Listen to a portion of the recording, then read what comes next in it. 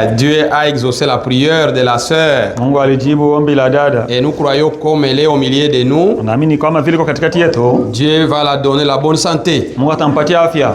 C'est Dieu qui nous donne la santé. Ni Mungu anatupatia afya. Que Dieu soit loué. Mungu asifiwe. Je suis aussi dans la joie d'être au milieu de vous. Na mimi nafurahi tena kwa katikati yenu. Quand j'ai une semaine sans vous voir, c'est comme une année. Bila kuona ni kama vile mwaka. Je me sens comme j'ai une année ailleurs. Naona kama vile kuna mwaka pembeni. Il n'y a pas un bon endroit. Hakuna nafasi njema. Où moi je me sens à l'aise. Wala nasikia niko huru. Où je me sens aimé. Nasikia kwamba napendwa. Si ce n'est qu'ici. Kama sio hapa. On peut voyager. Unaweza safiri. On peut trouver beaucoup déjà. Unaweza kukutana watu wengi. Mais vous êtes les meilleurs. Lakini ninyi mko bora. Vous êtes les personnes les plus bons. Ni watu walio wema sana. Les meilleures personnes. Walio wema sana. C'est vous. Ni ninyi. Chaque fois quand je ne suis pas là, je vous manque. Wakati wote siko pale na wakosa sana. Et je ne cesse pas de vous mentionner dans mes prières. Na sikosi kuwataja katika maombi yenu. Je mentionne chacun de vous. J'ai fait tout. Nataja wewe wote, nafanya namna yote ili kwamba niwataje. Non, je crois de tout mon cœur que par la grâce de Dieu, nous serons tous dans la gloire. Marchons toujours ensemble. Marchons toujours dans l'amour.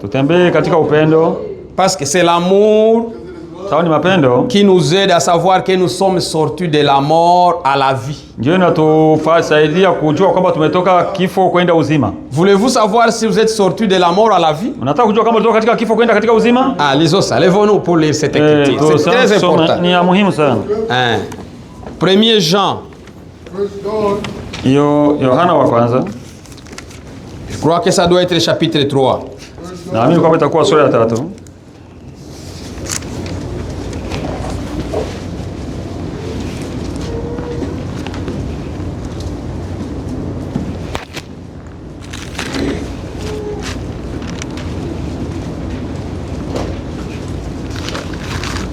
Je n'ai pas préparé ça, mais je crois que chapitre 3. Naamini kwamba ni sura ya 3.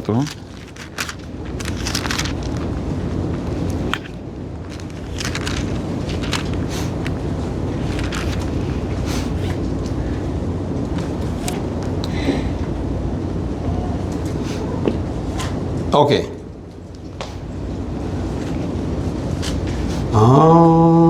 Quiconque.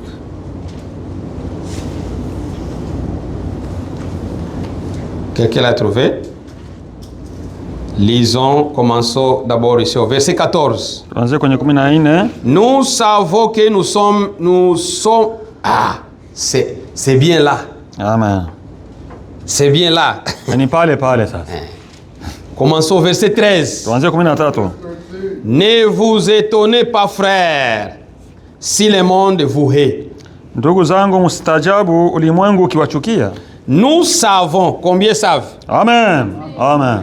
Nous savons sisi tunajua que nous sommes passés de la mort à la vie.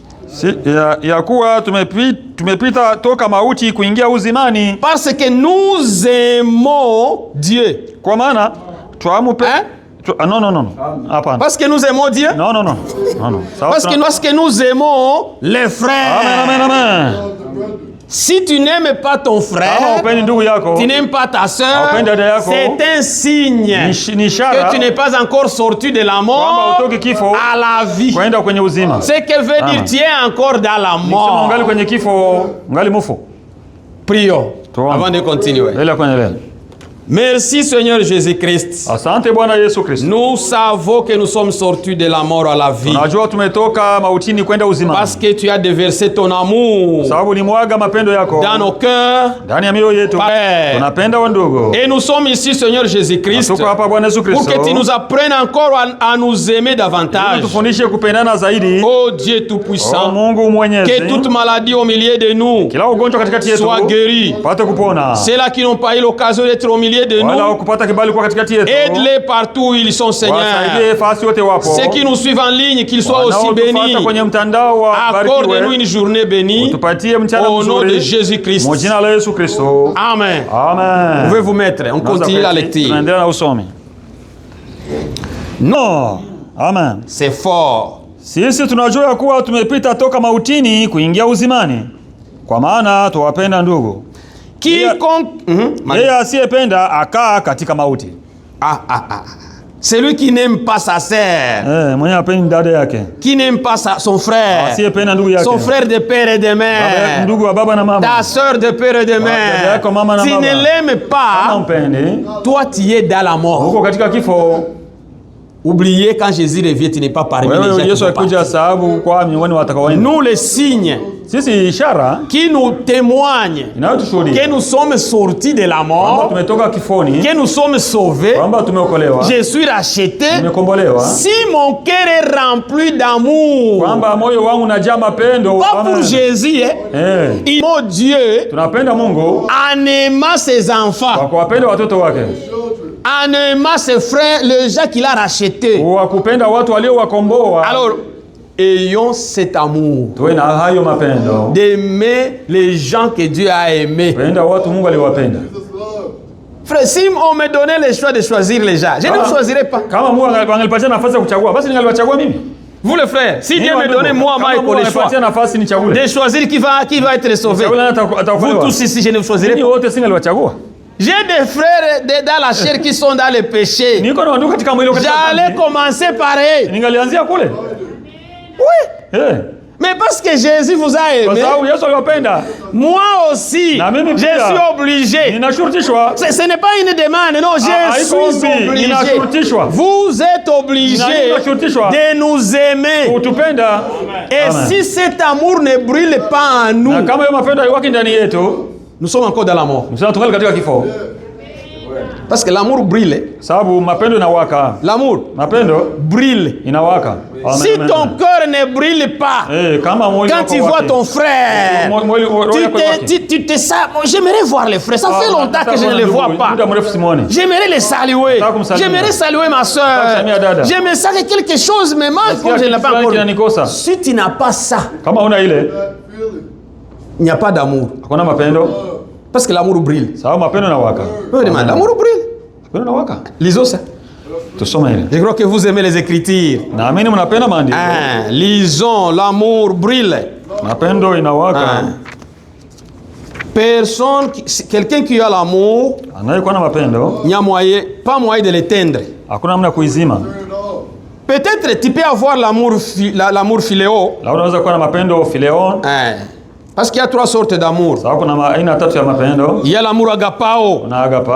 C'est l'amour de Dieu. Que Dieu lui-même a déversé dans nos cœurs par le Saint-Esprit. L'amour agapao ne finit jamais. Ce n'est pas un amour qui est basé sur les circonstances. Et j'ai fait le frère a mal agi, je ne l'aime plus, je ne le sens plus dans mon cœur, je ne sens plus comme je le considérais. Tu l'aimais de l'amour philéo. L'amour philéo, c'est l'amour humain. Cet amour même est prêché par l'ONU. Et prêché même par les États-Unis. Aimez les pays. Aimez-vous. C'est ça l'amour philéo. Même nos familles nous l'enseignons. Vous les enfants, aimez-vous les uns les autres. Ça c'est encore l'amour philéo. L'amour que l'homme peut aimer sa femme. C'est encore l'amour philéo.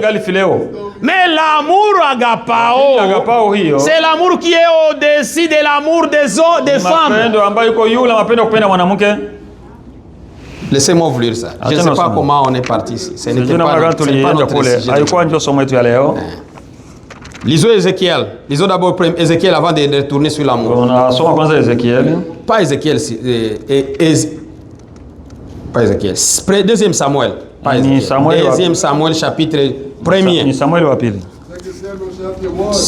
Deuxième Samuel chapitre 1.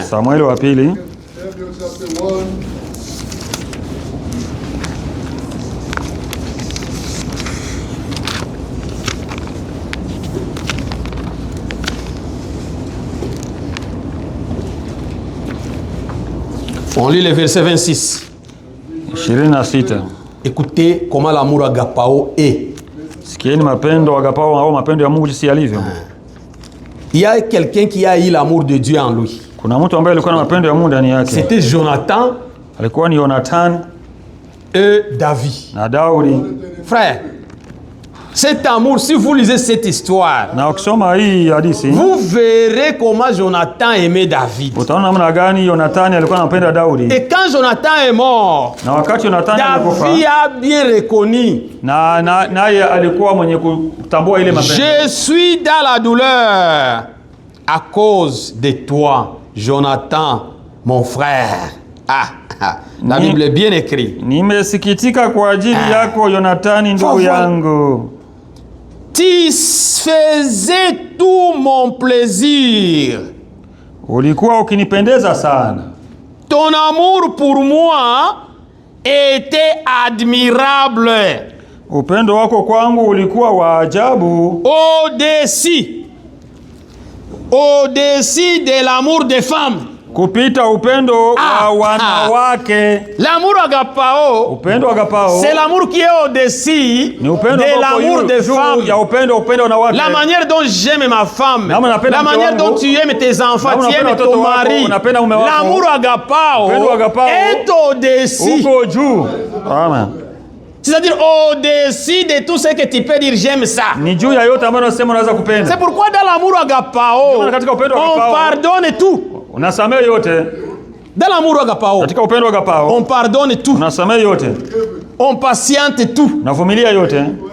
C'est ça l'amour agapao, c'est l'amour de Dieu qui est déversé dans nos cœurs par le Saint-Esprit. Alors ayons cet amour. Et quand nous avons cet amour-là, les uns pour les autres, c'est un signe qui montre que nous sommes sortis de la mort à la vie. Lisons Cantique. Lisons Cantique chapitre 8. Sura yake ya 8.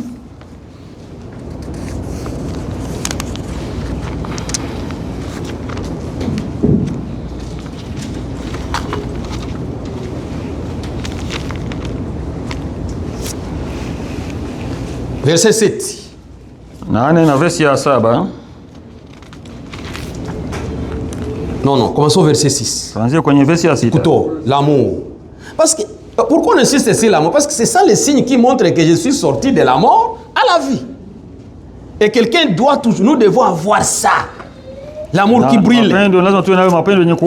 Pas seulement aimer les gens que tu peux, les gens que tu aimes seulement de ton entourage. Non. Arriver même à aimer ton ennemi. L'amour agapao n'a pas d'ennemi. Si tu as encore quelqu'un que tu pointes les doigts, il est ton ennemi, c'est un signe que tu n'as pas l'amour agapao. L'amour agapao ne fait pas d'ennemi. Ne voit pas quelqu'un comme son ennemi. Le seul ennemi que l'amour agapao voit, c'est le diable. C'est Satan. L'ennemi de mon Seigneur, l'ennemi de mon Sauveur, c'est ça le seul ennemi. Mais pendant que tu vois qu'un homme physique, ton ennemi, ta sœur, ton frère, ton ennemi, tu es encore dans la mort. Nous voulons te ressusciter aujourd'hui pour que tu puisses sortir de la mort, entrer à la vie. Lisons, écoutez ce qu'il dit ici. Mets-moi comme un sceau sur ton cœur, comme un sceau sur ton bras, car l'amour est fort comme la mort. La jalousie est inflexible comme le séjour des morts. Ses ardeurs sont des ardeurs de feu, une flamme de l'Éternel. Nitie kama muhuri moyoni mwako, kama muhuri juu ya mkono wako. Kwa maana upendo una nguvu kama mauti. Na wivu ni mukali kama ahera. Mwako wake ni mwako wa moto, na miali yake ni miali ya yahu. Amen. Amen. L'amour, mon frère, ma soeur, très fort. Comme la mort saisit les gens, nous ravisse les bien-aimés. C'est comme ça aussi que l'amour doit saisir nos cœurs. Chacun doit se sentir en lui que chaque frère, chaque sœur a une place dans son cœur. Que tu peux vivre avec ses frères, avec ses sœurs, toute ta vie. C'est ça, l'amour de Dieu. Et là aussi des flammes. Ce sont des flammes éternelles. Et l'amour brille. Verset 7. Les grandes eaux ne peuvent éteindre l'amour. Aïe, aïe, aïe. Vous devez dire, ça c'est la parole qu'on est en train de dire. Beaucoup d'eau. Même si on te prenait, on te submerge dans l'océan Pacifique. Pour couvrir l'amour. Quand on te ramène là, tu es toujours dans l'amour. Peu importe les circonstances de la vie. Quelqu'un divorce sa femme. Non, il n'y avait pas d'amour. Tu avais l'amour agapao. C'est pourquoi, mes frères, mes soeurs, quand ta femme pour l'aimer, premièrement, tu as commencé par l'amour philéo. Mais quand si vous tous vous êtes sauvés, vous avez l'amour agapao. L'amour agapao couvre l'amour philéo. Tu ne peux pas avoir les deux dans ton cœur, jamais. Tu ne peux pas avoir l'amour philéo et aussi avoir l'amour agapao et aussi avoir l'amour epitumia. C'est l'amour du péché. Tu ne peux pas avoir les trois dans ton cœur. Non, non. Si tu as l'amour epitumia, c'est que l'amour de Dieu n'est pas ensemble. Si tu as seulement l'amour philéo, c'est seulement l'amour philéo. Si tu as l'amour agapao, c'est l'amour agapao qui domine ta vie. Tu ne peux pas avoir les deux dans la même chambre. Ça doit être un. Et cherchons cet amour. Vivons dans cet amour. Manifestons cet amour. Soyons dans cet amour. L'amour de Dieu. L'amour éternel. L'amour parfait. Ah, Frère Branham a vu de l'autre côté du rideau du temps. Il n'a pas dit seule la foi entrera. Il n'a pas dit que seule la foi entrera. Quand il est entré là, quand il a vu le frère, il m'a vu là. Il vous a vu aussi. Parce qu'il a vu les saints de son âge. Hey, j'étais là. Quand il nous a vus, il n'a pas vu la foi. Il n'a pas vu la patience. Il n'a pas vu la paix. Il a dit une seule chose entre ici. C'est l'amour parfait. Et pour avoir l'amour parfait, tu dois avoir la parole parfaite. Et cette parole parfaite doit te conduire à la foi parfaite. Pour vivre avec un Dieu parfait. Et vivre avec les hommes et les femmes parfait. Ah, et cet amour.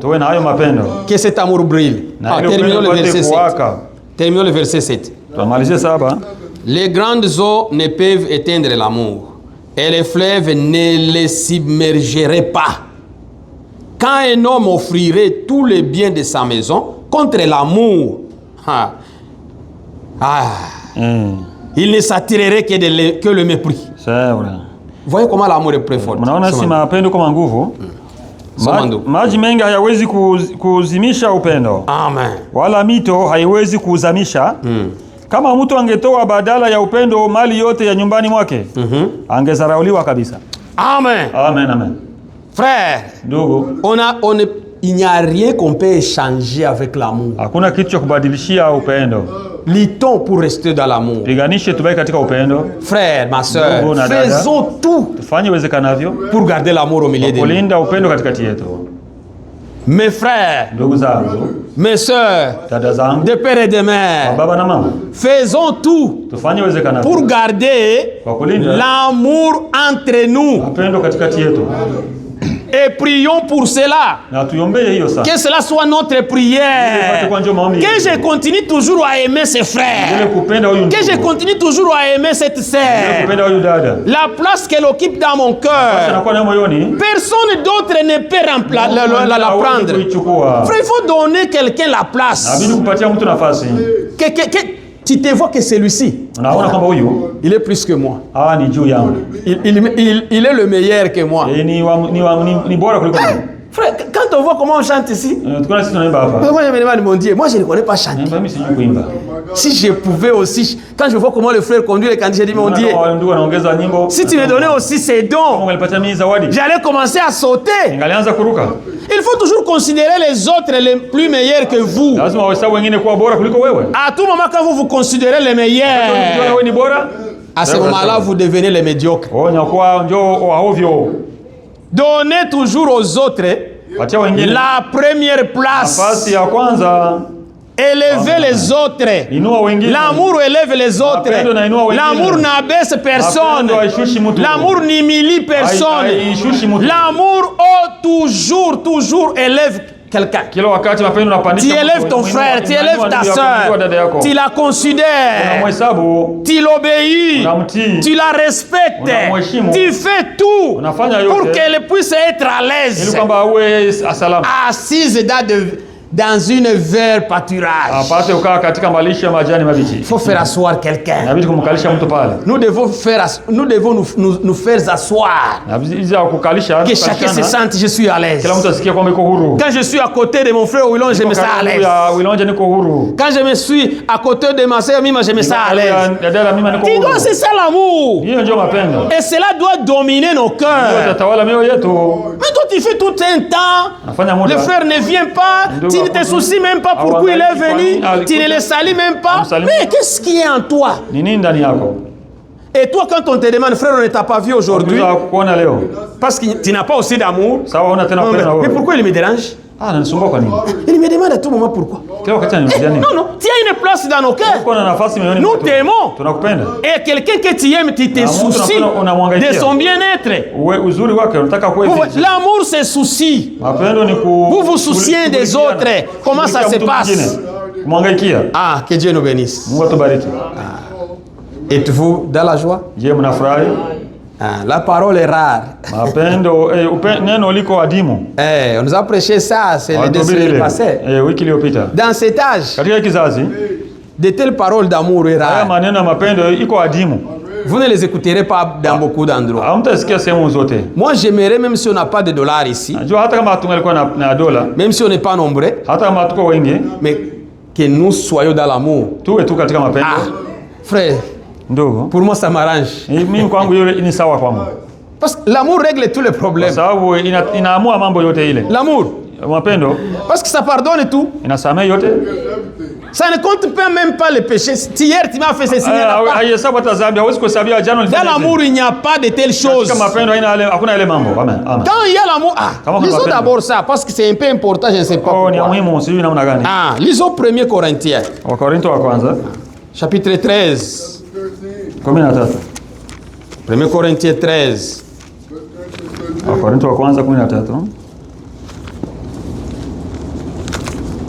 On commence au verset 4. Jusqu'au verset 8. 1 Corinthiens 13, 4 à 8. Et on lira aussi le verset 13. La charité, c'est ça dit la charité. Moi, je vais changer ça, je vais y mettre amour. C'est le terme que j'aime utiliser ici. Mais la charité et l'amour, c'est la même chose. L'amour est patient. Elle est pleine de bonté. La charité n'est point envieuse. La charité ne se vante point. Moi, si je ne suis pas là, personne d'autre ne peut faire ça. Moi, l'amour ne se vante pas. Moi, Je connais. Dans l'amour, il n'y a pas ça. L'amour parfait. Ici, on parle de l'amour parfait. Ça ne se vante pas.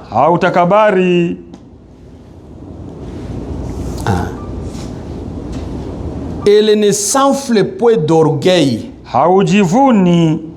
Tu n'es pas orgueilleux.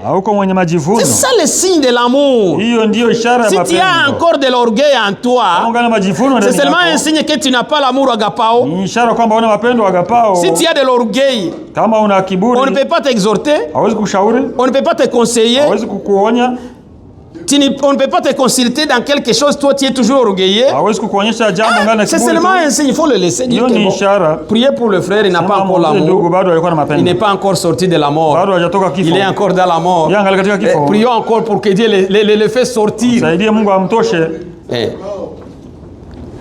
ne fait rien de malhonnête. Elle ne cherche point son propre intérêt.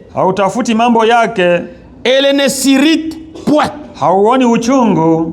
Il y a des gens qui sont très faciles à s'irriter. Et ils s'irritent très facilement. C'est un signe que tu n'as pas l'amour agapao. Tu t'irrites très rapidement, tu te mets en colère facilement. Un signe que tu n'as pas l'amour agapao. En colère, très rapide. On te parle une chose. Tu es déjà en colère.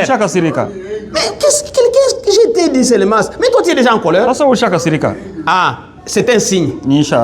Okay. Le monsieur avec qui je vis ici, il a encore besoin de l'amour agapao. Il n'en a pas. Même les années qu'il fait dans la parole de Dieu, il n'a pas ça. Je vais prier pour que Dieu lui donne cet amour. Il ne s'irrite pas. Elle ne soupçonne point le mal. Frère, ne faut pas soupçonner. Les gens, vous les soupçonnez, vous les sondez. Non. Dans l'amour parfait. Dans l'amour agapao. Pas de soupçons. Peut-être il fait comme ça à cause de moi. Il fait ceci à cause... Non. Quand vous avez cette attitude, c'est seulement un signe qui nous prouve que les frères ou la sœur a encore besoin de l'amour agapao. Parce que tu ne soupçonnes pas, c'est pourquoi tu crois tout. Frère, faisons attention. Ne mentez pas à la personne qui a l'amour agapao. Tout ce que vous lui dites, il croit. Lui, il te croit. Quand il voit frère homme, il voit c'est un frère qui croit très bien. Alors, ce que je lui dis, lui va le croire. Alors, si je lui dis les mensonges, alors lui va vivre dans les mensonges à cause de toi. Parce que lui te croit. Alors quand il va réaliser que ce que tu lui as dit que c'était du mensonge, il va seulement dire le frère n'a pas l'amour agapao. Il est encore dans la mort. Cette sœur est encore dans la mort. Je vais prier, Seigneur, aider ma sœur de quitter de la mort à la vie. C'est ça l'amour de Dieu. Elle ne se réjouit pas de l'injustice. Mais elle se réjouit dans la vérité. Quand quelque chose est faux, quelqu'un qui a l'amour agapao, il n'est pas dans la joie. C'est pourquoi quelqu'un qui a l'amour, Frère Franck disait, moi je ne souris pas. Il a dit ça un jour, que lui ne sourit pas. Frère Franck, j'ai suivi ça, il a dit, il ne sourit pas. Et je ne l'ai jamais vu de tout sourire. Parce que quand tu as l'amour en toi, dans ce monde aujourd'hui, tu ne souriras jamais. Parce qu'il y a beaucoup de choses mauvaises que tu vois. L'amour agapao ne se réjouit pas dans l'injustice. Quand il y a le gens méchant, la méchanceté, son cœur pleure. Parce qu'il y a l'amour de Dieu en lui. Mais toi, n'importe quand, tu souris, tu tiens. On va faire une point d'interrogation. Elle excuse tout. Verset 7. Elle croit tout. Elle espère tout. Hutumaini yote. Elle supporte tout. Hustahimili yote. Les mots tout ici me fait yote, problème. Yote. Tout. Yote. Sans exception. Bila kubagua. Tout. Yote. Excusez tout. Usamehe yote. Même si j'étais achoppé. Hata kama nimekwazika. J'étais injurié. Nimetukanwa. J'ai parlé mal contre toi. Nimekusema vibaya. Toi tu pardonnes tout. Ona samehe tu. Frère, s'il y a une personne avec qui vivre, vivez avec la personne qui a l'amour agapao. Parce que c'est la personne qui peut vous pardonner tout. Il supporte. Frère, parfois je me demande, s'il y a une bonne personne avec qui vivre, c'est quelqu'un qui a l'amour agapao. Parce que lui, il supporte tout. Frère, on ne supporte pas de bonnes choses. On supporte les mauvaises. On supporte les difficultés. Il supporte tout. Tout. En anglais, supporter tout. Ça, moi je ne peux pas supporter. C'est seulement un signe que tu n'as pas l'amour agapao. Si tu ne peux pas tout supporter, c'est un signe pour nous. Frère, si c'est ta femme, il te dit, moi je ne supporte pas ça. Si c'est ton mari, il te dit, moi je ne supporte pas. Je ne te supporterai plus. Je suis fatigué de toi. Mon cœur est brisé. Tu as brisé mon cœur. Je ne t'aime plus. Je vais me déplacer. Je vais divorcer avec... C'est seulement, ça c'est le manque d'amour parfait. Frère, ici où nous sommes, nous nous aimons. Toi tu dis, moi je quitte seulement ici. Et là, il ne m'aime plus. Frère, ici, avec cet amour que nous prêchons, tu quittes, tu dis que nous ne t'aimons pas. Nous t'aimons, c'est toi qui ne nous aimes pas. Pas nous, mais toi qui ne nous aimes pas. C'est ça la seule définition. Moi, à moi, il n'y a plus la haine. C'est pendu à la croix. Moi que vous voyez là, la mort. Quand Christ est crucifié, il est crucifié. On a chanté ça ici. C'est pour moi qu'il est crucifié. Alors, c'est lui qui est crucifié pour moi. Il a été crucifié pour ma haine. Je ne peux plus en avoir. Je peux pardonner tout. Je peux supporter tout par la grâce de Dieu, par son amour, déversé dans mon cœur, dans ton cœur, par le Saint-Esprit. Ce n'est pas seulement le signe de savoir que tu as l'amour, mais c'était aussi un signe qui montre que tu as le Saint-Esprit. Frère, si vous ne pouvez pas tout supporter, c'est un signe que tu n'as pas le Saint-Esprit. Parce que le Saint-Esprit... terminons d'abord pour... Terminons. Verset 8. La charité ne périt jamais. La prophétie prendra fin. Les langues cesseront. La connaissance disparaîtra. Upendo haupungui neno wakati wote, bali ukiwapo unabii utabadilika. Zikiwapo lugha zitakoma, yakiwapo maarifa yatabadilika. Verset 13. 13. Maintenant donc ces trois choses demeurent: la foi, l'espérance, la charité. Mais la plus grande de ces choses, c'est la foi. Non. C'est l'espérance. C'est l'amour. Amen. C'est ça la plus grande. Ayez la chose la plus grande. Amen. La foi c'est bien. L'espérance c'est bien. Mais la plus grande de toutes ces choses ici, c'est l'amour. Ayons l'amour de Dieu en nous. Aimons-nous les uns les autres. Que nos cœurs brûlent pour nos frères, pour nos sœurs. Mais comment toi tu ne te sens pas à l'aise auprès de vous venez tous ici. Dans cette assemblée. Mais vous ne pouvez pas rester 3 minutes ensemble. 3 3 minutes. Ensemble. Des sœurs. Dans cette assemblée. Et vous me dites, j'ai l'amour, frère. Non. C'est un signe que tu n'as pas d'amour. Frère, comment tu ne peux pas rester avec moi, avec ton frère 3 minutes. Vous écoutez la même parole. Vous partez dans la même assemblée. Vous priez ensemble. Et tu ne peux pas me supporter. Où est ton amour?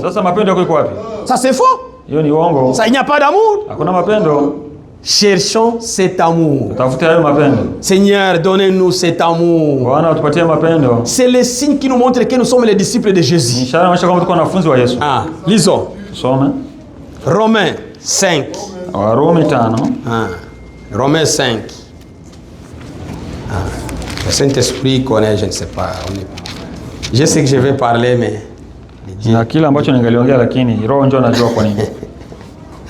Le Saint-Esprit est terrible. Toi, tu médites sur autre chose, mais tu arrives ici, il y a un autre esprit. C'est-à-dire,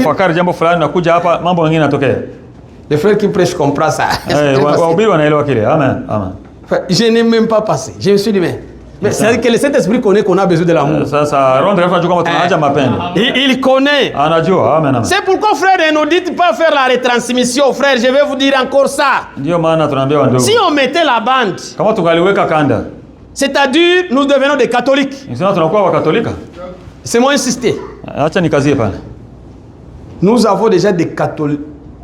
Des catholiques, oui, des catholiques. Et des témoins de Jéhovah dans les messages. Dans ces messages, nous les avons aussi.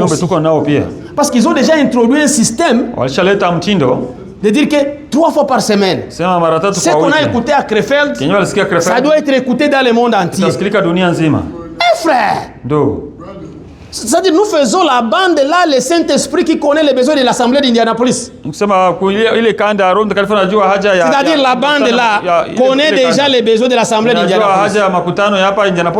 Frère, écoutez les retransmissions, c'est bien. Faites-les chez vous. Laissez la place ici au Saint-Esprit de vrai. Nous n'aurons pas ça ici. Si quelqu'un sera chopé, qu'il soit chopé. Je vais commencer à vous envoyer des retransmissions sur les groupes. Si vous voulez écouter, je vais commencer à le faire. Chaque fois il y a une retransmission, je vous envoie, vous écoutez. Mais ici, on a des prédicateurs. Frère Yenga va venir. Dieu connaît l'esprit. Dieu connaît les besoins de l'assemblée locale. Mais frère Franck lui-même l'a dit. Il y a un frère qui écrit un message qui dit que moi je ne viendrai plus là parce que vous n'acceptez pas la retransmission. Je vais poser la question. Entre Franck et Branham, qui a le message? Qui? À qui Dieu a donné le message? Dieu a-t-il donné le message à frère Franck? Non. Le message de Dieu est venu par l'intermédiaire de frère William Branham. C'est lui le messager de l'âge. L'âge de la Odyssée n'a pas de messager. Comprenez cela très bien. Il faut bien comprendre. Parce que nous avons de la confusion dans ces messages aujourd'hui. Ici chez nous, nous n'aurons pas ça. Si les gens ne viendront pas, qu'ils restent. À cause de la retransmission, oui. Il y en a ceux qui ne viennent pas ici parce qu'on ne met pas frère Branham. Alors, qui serons-nous? Il y en a des gens qui sont venus ici. Oh, vous ne parlez pas de l'homme de Kentucky. Quel est cet homme de Kentucky? Mais nous parlons de l'homme de Galilée. Jésus de Nazareth. Mais c'est l'homme que nous parlons ici. Qu'est-ce que l'homme de Kentucky a à faire avec l'homme de Galilée? Mes frères, soyez des hommes faits. Soyez des femmes bien assises. Ne vous ébranlez plus comme ça par les vents des enseignements. Non, ce n'est pas l'assemblée d'Indianapolis. Non, moi je ne passe pas. Vous êtes bien assis. Oui. Frère, imagine ça. Je vais poser entre le frère Branham et le frère Franck, qui a le message? S'il faudrait mettre la retransmission, on devrait mettre la retransmission du messager. On devrait remettre... Lui-même, Frank Dieu lui a dit, mettez la retransmission de Frère Branham. Vous avez écouté ses dernières prédications. Mais pourquoi les gens sont trop embrouillés? Et surtout, parce qu'il n'est plus là. Le grand problème, quand l'homme passe, toute la confusion arrive. Quand la personne n'est plus là. Frère, nous aimons Frère Frank. Nous l'aimons. Moi, je l'ai interprété, frère Yenga Yenga est témoin quand il était venu chez nous au Malawi. Je l'ai aimé. On était ensemble. Après 2 fois dans ma vie, j'ai eu cette occasion. J'aime cet homme de Dieu. Que son âme repose en paix. Mes frères, nous dire que remplacer ces prédications de chaque semaine, comment est-ce qu'on le fera ici? Ici, si on met la retransmission. En français. On va commencer à interpréter aussi en swahili et en anglais. Est-ce qu'on va mettre la retransmission de swahili? Est-ce que vous ne voyez pas que ça c'est une confusion que les gens apportent aux gens? Mettons la bande ici. Nous avons l'anglais. Nous avons le français. Nous avons le swahili. La bande, c'est seulement en français, soit en anglais. Qui va commencer à interpréter dans ce sens? Frère, laissez cette confusion confusionniste. Pas ici chez nous. Je vais commencer à vous envoyer ça. Écoutez ça très bien chez vous. Hein? Si vous avez une question, venez nous poser. Mais nous laissons notre chair à la prédication de la parole pour l'édification de l'église d'Indianapolis. Hein? Nous avons un seul message et nous avons un seul prophète. Dans cet âge de la Odyssée, c'est William Mario Branham. Frère Frank, c'est un enseignant que Dieu a pris pour nous enseigner les messages que Frère Branham a prêché. Lui, il n'avait pas son propre message. Il n'a rien qu'il a prêché qui est contraire à ce que Branham a prêché. Mais pourquoi vous voulez nous confondre?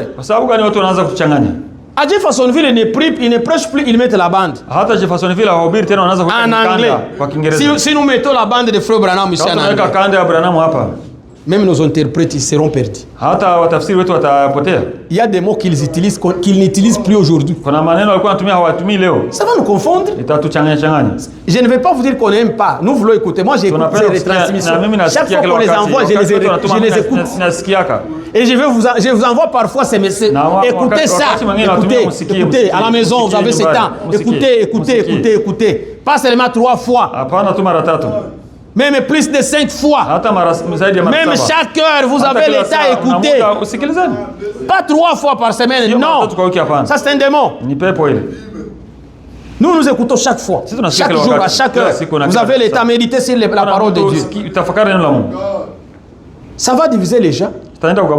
C'est seulement un signe qu'ils n'ont pas d'amour. Là où il y a l'amour, frère, tu te sépares de moi contre la retransmission.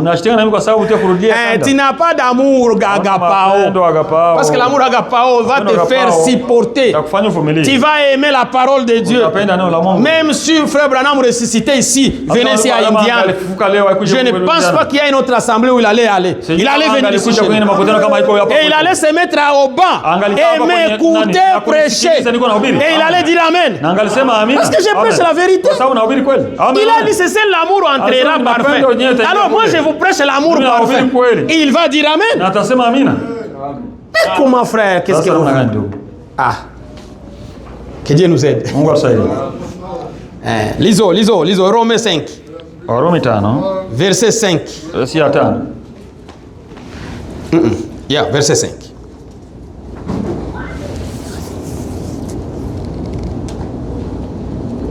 Commençons verset 3. Bien plus, nous nous glorifions même des afflictions, sachant que l'affliction produit la persévérance et cette victoire, l'espérance. Verset 5. Or, l'espérance ne trompe point. Pourquoi? Parce que l'amour de Dieu est répandu dans nos cœurs par le Saint-Esprit qui nous a été donné. Amen. C'est comme ça qu'on répand l'amour agapao ndani. Hivyo upendo. Soma ndugu en Swahili, ize en Swahili. Swahili. 5:3. Wala si hivyo tu, ila na mfurahi katika ziki pia, mkijua ya kuwa ziki kazi yake ni kuleta saburi, na kazi ya saburi ni udhabiti wa moyo, na kazi ya udhabiti wa moyo ni tumaini, na tumaini halitahayarishi. Kwa maana pendo la Mungu limekwisha kumiminwa katika moyo yetu tuliopewa sisi. Amen. Amen. Vous savez les mots de verset? Mnajua kumimina? Il y a un bassin ici. Hapo kuna chombo. Et vous amenez un fil. Unaleta rempli d'eau. Ngungulu. Kama je ne sais pas si ça le Swahili. Natafuta Kiswahili kingine ndio. Pipa. Pipa. Hiyo ndio pipa. Nous les Swahili de là chez nous c'est autre chose. Vous prenez l'eau qui est dans les fûts. Vous commencez à verser ça dans d'autres récipients. L'amour de Dieu a été déversé dans nos cœurs par le Saint-Esprit pour dire que si tu n'as Saint-Esprit, c'est ça la réalité. Tu ne peux pas avoir l'amour agapao sans le Saint-Esprit. Jamais. C'est le Saint-Esprit qui l'amène. Et le Saint-Esprit, quand il entre dans ton cœur, la première chose qu'il fait, il chasse la haine. Il fait entrer l'amour. Et quand cet amour entre, ça ferme la porte. Et il t'enseigne à supporter les autres, à aider les autres, à vivre pour les autres, à avoir une vie qui est le Seigneur. Quelqu'un qui a l'amour agapao, il aime la parole de Dieu. Il aime être corrigé. Il aime venir. Qu'on me parle aujourd'hui. Qu'on me prêche. Parce qu'il a l'amour. Et l'amour aime la parole. L'amour agapao, c'est la parole de Dieu en toi. Alors, quand il y a cet amour, tu viens à l'église. Seigneur, tu connais mon cœur. Prêche-moi aujourd'hui. Corrige-moi aujourd'hui. Montre-moi les bons chemins à suivre. Mais toi, tu viens ici. C'est qu'on a prêché. On me prêche. Alors, tu es venu pour qu'on te prêche. Frère, quand vous venez chez vous, vous venez ici. Vous venez que nous vous prêchons. Si tu ne veux pas qu'on te prêche, reste chez toi et n'écoute même pas nos prédications. Ne l'écoutez pas. Parce que tu viens ici pour que nous te prêchons. C'est pourquoi vous venez. Vous venez pour qu'on parle sur votre vie, sur vos comportements, sur vos manières de vivre, pour vous apprendre comment être des bons chrétiens, des meilleurs citoyens. C'est ça. C'est ce qui nous amène ici.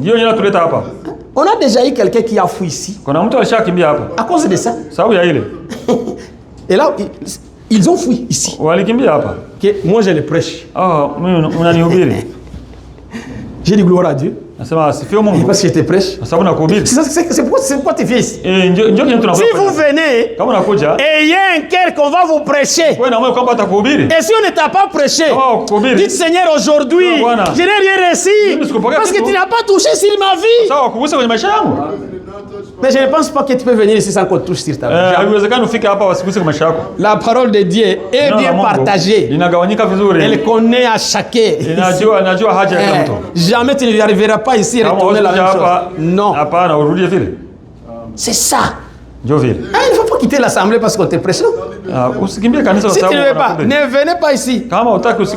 Oh, il parle, il m'a prêché ouvertement. Frère, il y a une écriture dans la Bible qui nous dit que même les péchés de certaines personnes, les péchés de certaines personnes, il faut les parler publiquement.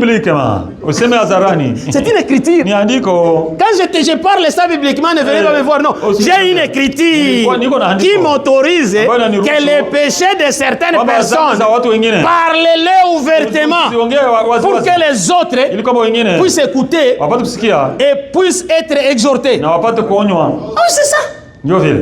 Alors quand nous faisons ça, oh, notre frère n'a pas de secret. C'est ça le langage qui va commencer. Il n'a pas de secret.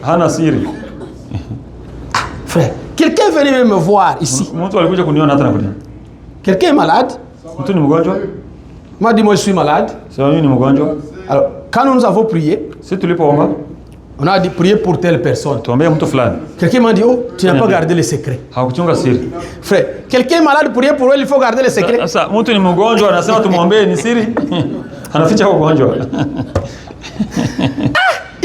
Ici. Quelqu'un vient me voir. Frère, quand tu as fait ça, tu ne devrais pas faire parce que la personne ne peut pas... On prie pour quelqu'un qui est malade. Elle a présenté son requête que la personne là est malade. Priez pour moi. Quand on prie, est-ce qu'on n'ouvre pas la bouche? Imaginez de telles pensées. Ça c'est méchant. Que Dieu nous aide. On garde les secrets à garder, mais l'autre secret, il faut l'exposer. C'est la parole de Dieu qui le dit. Et quand tu as l'amour de Dieu, tu seras bien. Oh Dieu, que ton nom soit loué. Tu veux que je puisse encore m'améliorer. Nous venons ici pour s'améliorer, pour devenir meilleurs, des meilleurs pères, des meilleures mères, des meilleurs enfants. J'ai dit à Nathan, il y a des amis qui étaient venus ici. Je lui ai dit, amène-les encore. Il faut que vous les appelez. Tes amis là, ils étaient venus ici. Je lui ai posé la question. Est-ce que tu as vu comment tes amis sont? Tu regardais aux cheveux jusqu'aux pieds. C'est toi qui les as amenés. Je l'ai dit parce qu'il est là. Tu vois comment ils sont? Est-ce que tu as vu une différence entre toi et eux? Elle va faire toujours la différence. Je lui ai posé cette question. Mais je dis, si on te regarde ta tête et les têtes de ces gens et toi, est-ce que ça ressemble? Si ça ressemble, pourquoi tu l'amènes ici? Parce que lui ne verra pas la différence. Il vient vous inviter quelqu'un à venir ici pour qu'il voie la différence. Vous emmenez les gens ici pour que les gens voient la différence. Ah, il y a une citation. Frère, tu m'avais envoyé ça. Tu te souviens de cette citation? Laissez-moi vous lire ça. Ça fait du bien. Je l'ai aussi envoyé mon groupe. Je ne sais pas si les gens ont fait attention. Comme on est dans ce sujet.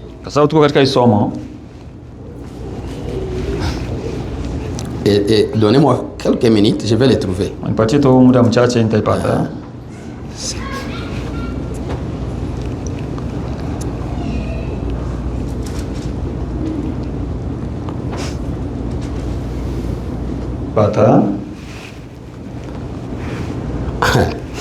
C'est la prédication de Frère Branham. Frère, c'est très fort. Ça m'a touché. Quand on a parlé avec Frère Omar m'a dit, moi j'ai tremblé. C'est la prédication. Un prophète qui rougit. Prêché le 25 novembre 1956. Le soir. Le soir. Paragraphe 114. Et vous, combien d'âmes avez-vous gagné depuis que vous êtes en Christ? Vous.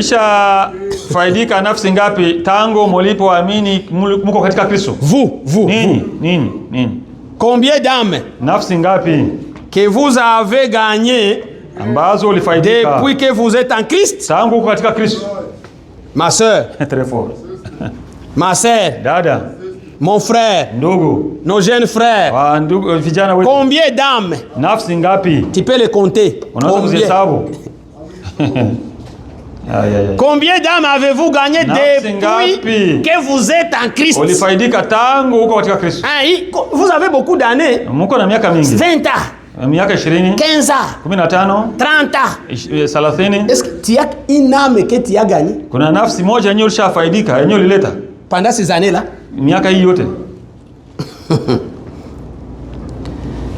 Le christianisme se transmet d'une personne à une autre. Ukristo unaambukizwa mtu kwa mwingine. C'est ça le bon swahili. Kuambukiza. Ça se transmet, c'est une maladie transmissible. Ni wa kuambukiza. Le christianisme, c'est une maladie transmissible. Ni kama ugonjwa wa kuambukiza. Vous le transmettez aux autres. Unaambukiza mtu mwingine. Les autres sont aussi attaqués par cette maladie-là. Wengine wanashambuliwa na ile. De devenir chrétien. Kuwa Mkristo. Alors vous, depuis que vous êtes en Christ, combien d'âmes avez-vous gagné? Ambazo umeleta. Amen, amen, amen, amen. Combien d'âmes? Nafsi ngapi? La maladie transmissible chrétienne. Une bonne maladie. Une bonne maladie chrétienne. De transmettre cette maladie aux autres. Que les autres deviennent des chrétiens. Comme Paul l'a dit. Quand il était devant Agrippa. Toi, tu veux me faire aussi chrétien? Il a dit oui. Pas seulement toi. Même ceux qui m'écoutent. Seulement, vous ne soyez pas dans les chaînes comme je le suis. Transmettez le christianisme aux autres. La vie chrétienne se transmet aux autres. Vos collègues de classe, vous les jeunes frères, vous. Combien de frères vous avez amenés? J'ai dit ça à Nathan. S'il ne vient plus, c'est sur ta tête. Soit ils n'ont pas vu la différence, tu dois produire la différence. Pour qu'ils viennent encore. S'il s'agit du transport, on va les produire, on va leur donner les transports. Pour qu'ils viennent écouter la différence. Mais ils vont le voir en toi qui les a invités.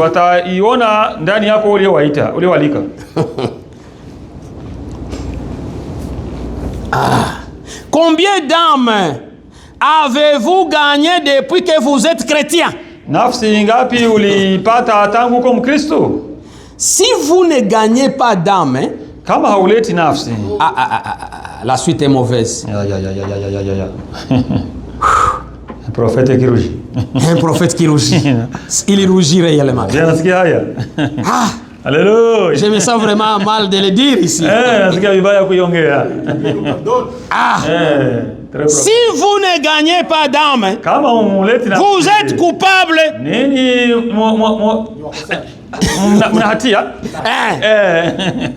Si vous ne gagnez pas d'âme, mes sœurs, mes frères, vous les jeunes gens, si vous ne gagnez pas des âmes, si nous avons encore des bas vides, des chaises vides, c'est à cause de vous. S'il y a encore des chaises vides ici, c'est à cause de nous. Nous n'invitons pas les gens. Nous ne gagnons pas de gens. Notre vie n'attire pas les autres. Nous ne transmettons pas la maladie chrétienne. La maladie de faire les autres chrétiens. C'est ça. Invitez vos frères. Invitez vos amis. Venez chez nous. Venez à notre église. Là, nous avons la vérité. Combien d'âmes? Depuis que vous êtes en Christ. On peut changer. Combien d'âmes? Depuis que vous êtes ici à Indiana, que vous avez commencé à fréquenter l'église, combien d'âmes que vous avez déjà gagné? Si vous ne le faites pas, vous êtes coupable. C'est un prophète qui rougit. Vous êtes stérile. Vous avez amené l'opprobre sur l'église. Vous avez amené l'opprobre sur l'église et sur l'évangile. Que Dieu nous pardonne. Frère, si vous n'amenez pas de gens, vous faites honte à cette église d'Indianapolis. La honte de l'église d'Indianapolis, c'est vous qui venez ici. Si l'église n'a pas de gens qui viennent écouter la parole de Dieu, c'est vous qui faites honte à nous et à l'évangile. Vous dites que on n'a pas de bons prédicateurs là. Hein? C'est ça ce que vous dites. Si vous n'amenez pas les gens... Bon, je ne veux pas que les gens partent là parce que c'est que nous écoutons là. Bon, moi je ne les crois pas à 100%. Les gens ne viendront pas. Mais quelqu'un qui croit que ce qu'on nous prêche ici est la vérité et c'est la parole de Dieu, ça brille en lui. Il a toujours ce sentiment d'inviter les autres. D'inviter les autres. Frère, invitez les gens. Combien d'âmes vous avez déjà amenées à Christ? Vous faites honte à l'église. L'église d'Indianapolis et l'église de Jésus-Christ. Parce que l'église de Jésus-Christ a besoin d'âmes. Il y a encore de place. Et vous faites honte à l'évangile. Nous avons seulement des amis à la maison. Vous parlez de quoi? Vous avez seulement vos amis, vous parlez des autres choses, de la politique. Oh frère, il y a les haïs. Les haïtiens partout. Vous commencez à trembler. C'est ça ce que vous êtes? Frère, laissez-moi vous exhorter.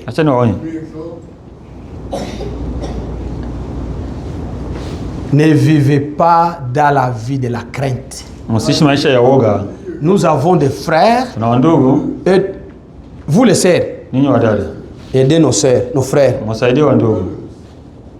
Vous le voyez parfois ici, vous les sœurs. Il faut aider ces gens ici. Parfois ils tremblent. Oh, il y a les haïs. Frère, haïs c'est Dieu qui est le plus grand. Si on a amené Birunga ici, les frères j'ai toujours compris. Je n'ai pas vu Birunga, mais le frère si on a amené Birunga Birunga lui a dit.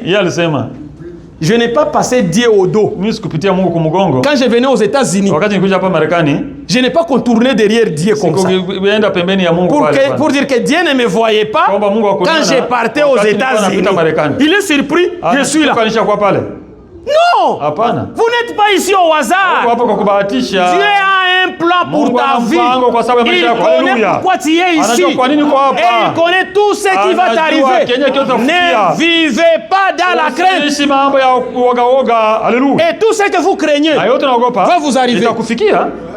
Vous craignez les haïs. Vous les appelez. Vous dites, venez chez nous. La crainte est là. Les amène. Laissez-moi vous lire ça. Ah, ça fait du bien. Lisons. Lisons Job, chapitre 3. Job 3. Ah. Oh, vous commencez, oh, frère, moi je ne pars plus à l'église. Oh, comment? Où est-ce que tu vas te cacher? Où? Il connaît ton adresse. Est-ce que toi tu ne reçois pas des numéros vous ne connaissez d'où ils vous appellent? Vous n'avez pas de... Comment on les appelle encore? Des scams. Vous ne les appelez pas? Moi hier, si c'était avant-hier, j'ai reçu quelqu'un pour venir vérifier. Bon, le frère nous a raconté là, il est en train de vérifier. Je me suis dit, il m'a appelé, il m'a donné mon adresse, il m'a dit mon nom. Je lui ai dit, mais qui t'a donné ton nom? Mon nom. Il a dit, nous recevons parce que nous sommes des business, nous avons un contrat. Nous avons tous les numéros. Il est venu chez moi, il a réparé. Je ne les connaissais pas, je ne les ai pas appelés, mais ils sont venus avec mon adresse. N'ayez pas peur, mes frères, mes soeurs. Vous êtes les enfants de Dieu. Craignez Dieu. Ne craignez pas ces hommes-là. Qu'est-ce qu'il faut vous faire? Et s'il vous attrape, Dieu a voulu. Tout concourt au bien. Mais ça, c'est que nous avons chanté. Mais n'ayez pas peur. La crainte est mauvaise. C'est une bombe atomique de Satan. Il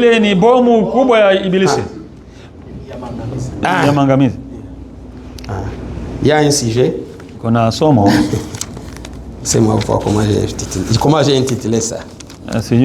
Les attaques terroristes de Satan. Mashambulizi ya kigaidi ya ibilisi. C'est un sujet. Ni somo. Quand j'ai pensé à Aïs, ça m'a donné cette inspiration. Ce sont des attaques terroristes. Ni mashambulizi ya kigaidi de Satan. Ya ibilisi. Et il terrorise même des gens ici. Frère, avec toute la parole que nous avons et la vérité qui nous est révélée, crois-tu que Dieu va vous laisser? Frère, ne faites pas honte à la parole. Hein? Ne faites pas honte à la vérité. Même si tu n'as pas de documents, frère. Dieu connaît. Il connaît pourquoi. Quand son temps arrive, il va te les donner. Et si son temps pour toi aux États-Unis est fini, il va te ramener au pays. Qu'est-ce que tu perds? Pourquoi vivre dans la crainte? Frère, enlevons la crainte. La crainte nous amène l'ennemi. Ça le fait approcher. Tu dis welcome, welcome, welcome, welcome, welcome, welcome, welcome. Au fur et à mesure, vous avez peur. Vous approchez ce que vous craignez. Et quand vous craignez quelque chose, est plus puissante que vous. Et ça va vous conquérir. Lisons Job. Job chapitre 3.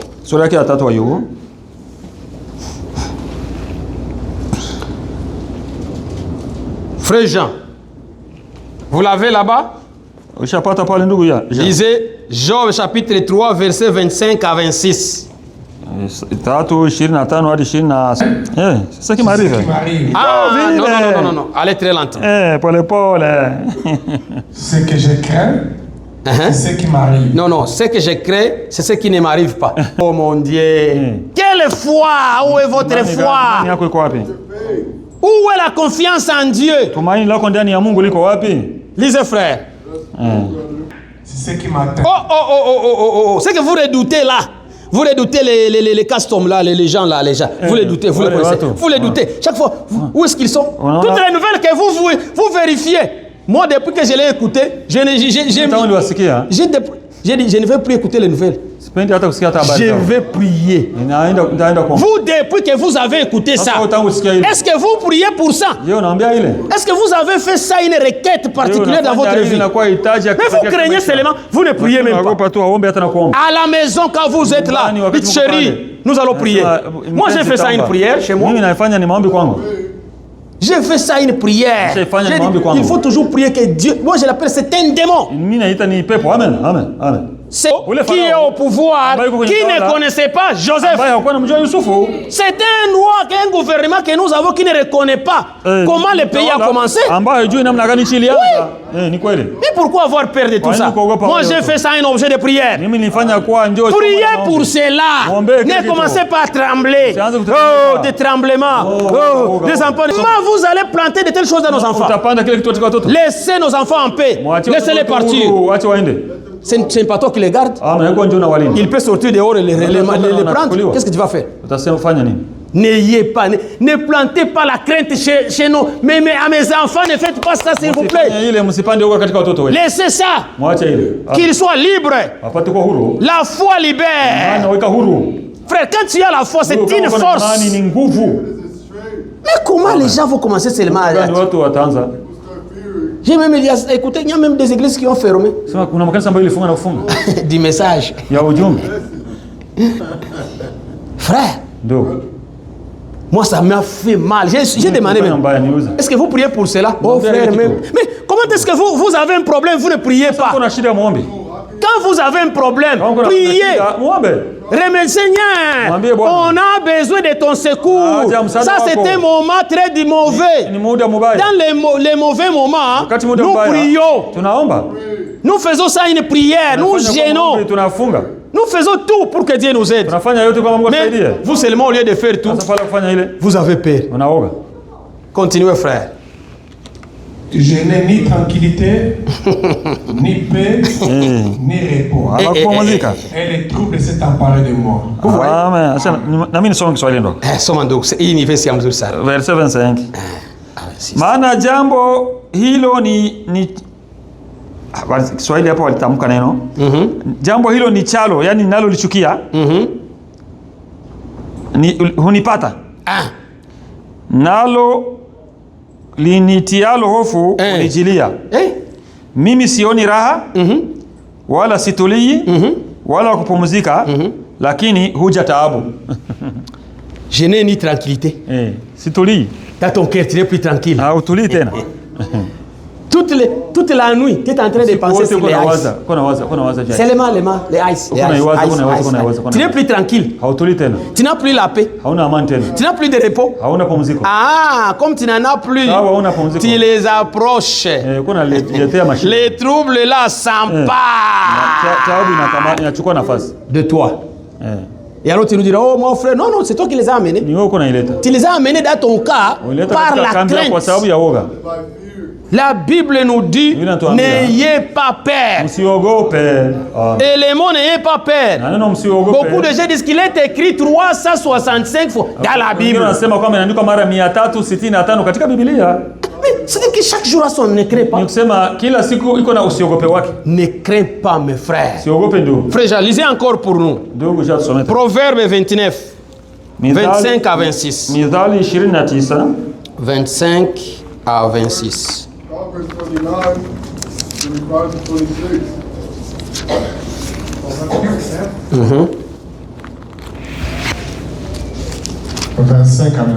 Oui. La crainte des hommes tend un piège. Oui. Mais celui qui se confie en l'Éternel est protégé. Kuwaogopa wanadamu huleta mtego. Bali mtumainie Bwana atakuwa salama. 26. Beaucoup de gens recherchent la faveur de celui qui domine. Cherchez la faveur de Trump. Mais c'est l'Éternel qui fait droit à chacun. Amen. Watu wengi utafuta upendeleo kwa wakuu. Bali hukumu ya kila mtu hutoka kwa Bwana. Ici nous ne cherchons pas la faveur de ceux qui gouvernent. Hatutaki upendeleo kwa utawala. Ni de Trump, ni de ICE, ni de qui que ce soit. Non. Hapana. Notre faveur upendeleo vient de l'Éternel. Unatoka kwa Bwana. Notre secours vient de Dieu. Unatoka kwa Mungu. Ayez confiance en Dieu. Mtumainie Mungu. La crainte des hommes, vous craignez les hommes. Naogopa watu. Si vous lisez Kisoma Psaume, c'est Psaume ou c'est Proverbe? Oui, Psaume 27. Verset 1. 27. Frère, lisez pour nous, si vous avez trouvé. Psaume 27, verset 1. L'Éternel est ma lumière, mon salut. Mais qui aurais-je crainte? L'Éternel est le soutien de ma vie. Oui. Amen. Continuez. Quand les méchants s'avancent contre moi pour dévorer ma chair, ce sont mes persécuteurs et mes ennemis qui chancellent. Amen. Verset 3. Si une armée s'est campée contre moi, une armée, les Haïs venaient autour de toi, mon cœur n'aurait aucune crainte. Aïe. Même s'il t'entoure, tu es toujours sans froid. Mon Dieu est ici. Si une guerre contre moi, je serai malgré cela plein de confiance. Malgré cela, malgré tout ça, plein de confiance. Amen. Mes frères. Quelle assurance que Dieu nous a donné dans sa parole, mes frères. Confiez-vous en l'Éternel et vous réussirez. Terminez pour que les frères les en soient. C'est bon. Je demande à l'Éternel une chose. Une chose. Et je désire ardemment. Je voudrais habiter toute ma vie. Alléluia. Pour contempler la magnificence de l'Éternel et pour admirer son temple. Amen. Ils liront la suite, frère. Frère. Bwana ni nuru yangu na wokovu wangu. Nimogope nani? Nani uko naogopa wewe? Bwana ni ngome ya uzima wangu. Ni muhofu nani? Watenda mabaya waliponikaribia, wanile nyama yangu. Watesi wangu na adui zangu walijikwaa wakaanguka. Amen. Jeshi lijapojipanga kupigana na mimi, moyo wangu hautaogopa. Ndio. Vita vijaponitokea, hata hapo ninatumaini. Amen. Neno moja nimelitaka kwa Bwana. Ndio. Nalo ndilo nitakalo litafuta. Nikae nyumbani mwa Bwana siku zote za maisha yangu. Nikautazame uzuri wa Bwana na kutafakari hekaluni mwake. Amen. Qui a compris? Amen. Alléluia. Qui a compris la profondeur? Amen. Avez-vous compris ça? Amen. Alléluia. Sortez ici. Mtoke hapa sans froid. Mko huru bila baridi, bila woga. Sortez ici sans crainte. Bila hofu. Marchez comme un enfant du roi. Tembea kama vile mtoto wa mfalme. Conduisez la voiture Tembeza gari en paix. Na amani. Ne te demande pas, je n'ai pas de documents ici. Non. Si tu as du travail, partez au travail. Alléluia.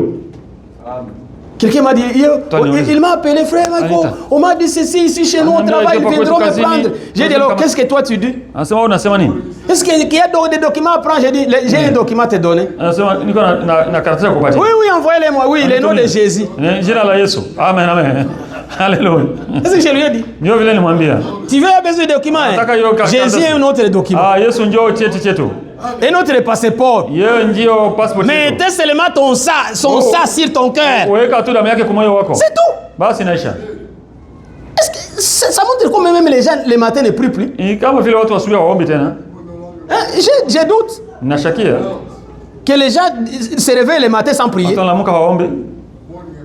Que même le soir, ils ne prient même pas.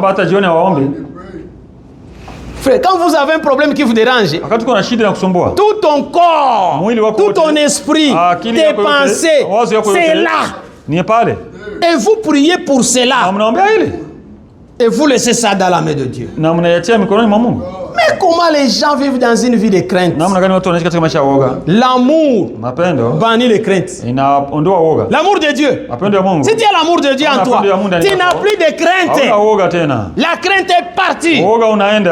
Que Dieu vous bénisse. On va arrêter ici. On voulait répondre à une question.